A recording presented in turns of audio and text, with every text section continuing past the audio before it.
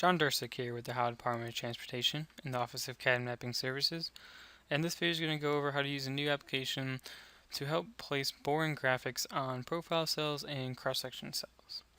So, to use this application, there are a couple of requirements. First being that GEOPAK is activated.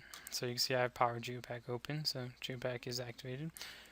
Another being that the working directory must be set. And inside that working directory there must be a job file. So I've already set that, but I'll show you where to set that under GEOPAK Road User Preferences. And you want to make sure this working directory is to the right location. Typically it's the GEOPAK folder. If you don't have those set, when you try to launch the application, it will tell you that those aren't set and it won't open the application. And then another thing is that this application is working in conjunction with another application that ODOT has. And so I'm going to show you that one is the Gimp Conversion tool. And if there's not a video out there now, there will be shortly on how to use this tool. But this tool will take your boring graphics and convert them to ODOT levels, as well as split them out onto separate models. So the video will go in more depth, but how to use that and what you should be doing, but that needs to be done in order to use this place boring graphics application. So I'm going to launch that now. So when the application opens, it'll look like this. There are three main sections, but first this question mark will open up documentation for this, and there are bookmarks, and it'll go through all the details of this application. So the first of the three main sections is the boring file section, and so this one is simply telling the application where the boring graphics are. And so as I mentioned earlier with that Gimp conversion tool that needs to be done before using this application, that sets up this boring file. So I'm going to select, I've already done that, so I'm going to select the boring file. And so when you select it, this name is populated here, and when you hover over it, you'll get a tooltip of the full location. So if you hit search again, it's going to go off of the last used location. I'll hit cancel. So that's setting where am I going to get all the boring graphics from. So now you want to either place it on a profile or cross section. So first I'll go over the profile. So there's two basic modes for the profile. There's if you have a profile cell undropped or if you have a profile cell dropped. So it's always recommended to never drop profile cell ever, because you lose all the data that's attached to that profile cell when you do that, like the station, offset, scaling, and whatnot. So if you don't have it dropped, which is recommended, you can click this button right here, and you just want to select your profile cell, and then it'll highlight if it's a cell, and then you want a data point again to accept that selection. So it found it and it filled out the job and chain that's associated with this profile cell. If your GEOPAK working directory is not set correctly, this won't get filled out, even if this cell is not dropped. So you need to make sure that that is set correctly and that this gets filled out, or it won't let you process. So if you do have a profile cell dropped, you can check this checkbox. And now this is where you have to tell the application all the info it needs, whereas before everything was grabbed from the profile cell. So when the application was launched, the job was automatically populated with all the job files found in the working directory, and the first one was selected. When a job file is selected, all the chains in that job file automatically get populated in the chain dropdown. So you need to pick the chain associated with this profile cell. And then you need to set in the X scale and Y scale.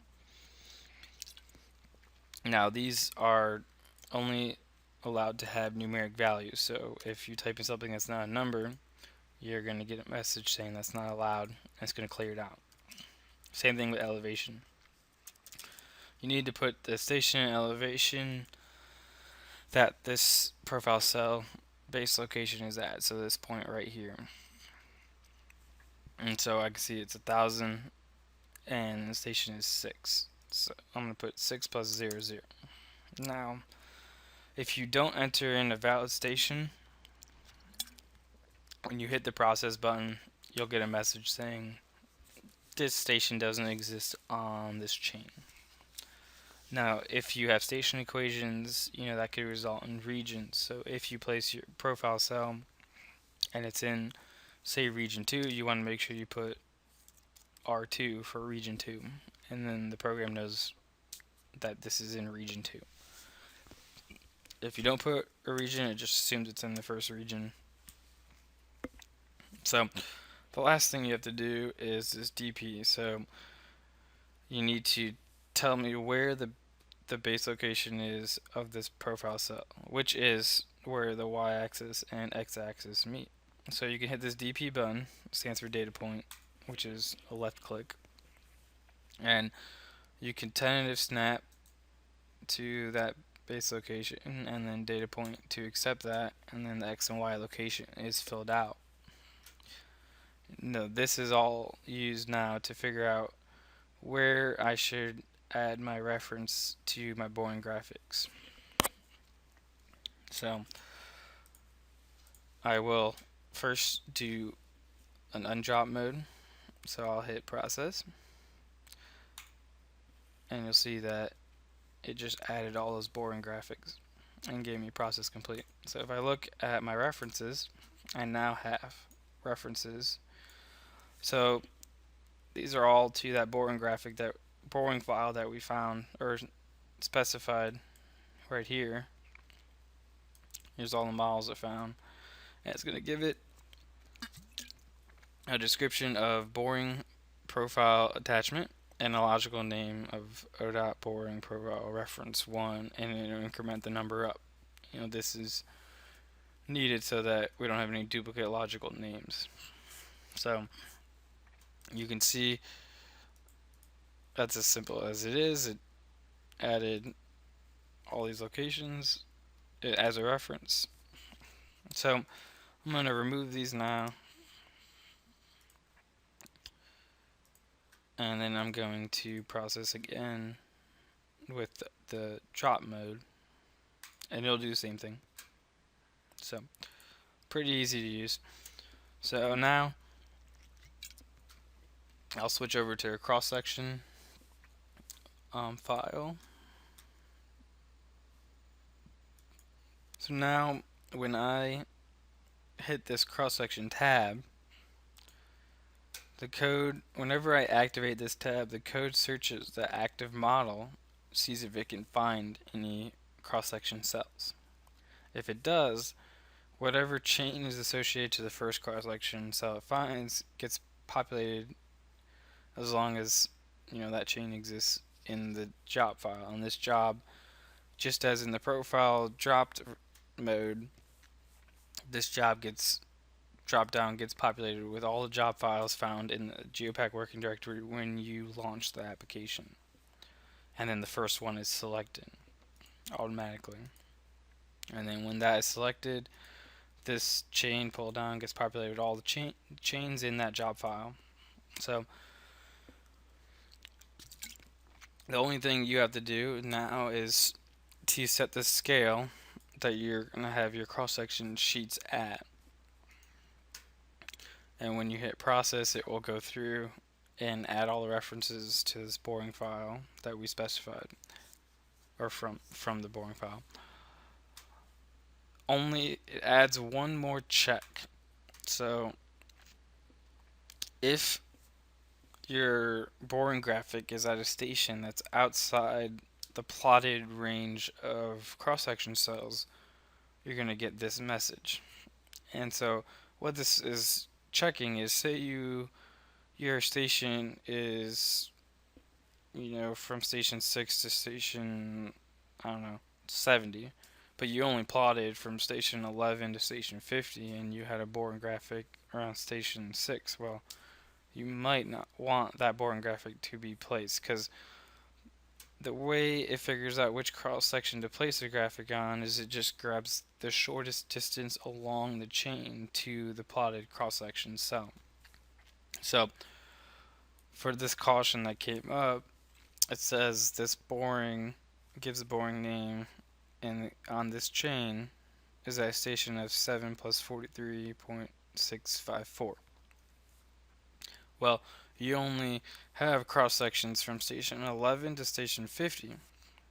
Do you still want to place the boring graphic? So if you hit yes, then it's going to place that at the closest cross section cell it can find, which would be station 11. So if you hit no, then it won't add that. I'll hit yes to show it. So that's a added check to give you guys some more control. So you're gonna hit yes. I'm gonna hit yes, and the process complete. And then I'll go and look at that.